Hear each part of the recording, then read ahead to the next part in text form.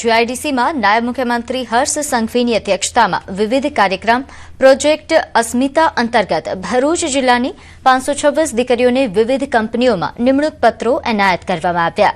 જિલ્લાની 15 ઔદ્યોગિક એકમોમાં બહેનોને રોજગારીની તક આપવામાં આવી. ભરૂચ પોલીસની ઉત્કૃષ્ટ કામગીરી બદલ 13 તુજકો અર્પણ અંતર્ગત પ્રમાણપત્રો એનાયત કરવામાં આવ્યા. વિવિધ ક્ષેત્રે ઉત્કૃષ્ટ કામગીરી કરનાર પોલીસ અધિકારીઓ અને કર્મચારીઓનું પણ સન્માન કરવામાં આવ્યું હતું.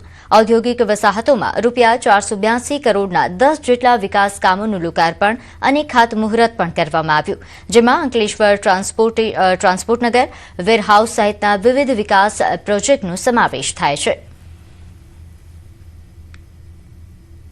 એક પોલીસ કોન્સ્ટેબલ મારો વહેલી સવારે ઘરેથી નીકળે અને મોડી રાત્રે જ્યારે ઘરે જતો હોય છે ને ત્યારે અનેક લોકોને ન્યાય અપાઈને ઘરે જતો હોય છે. પરંતુ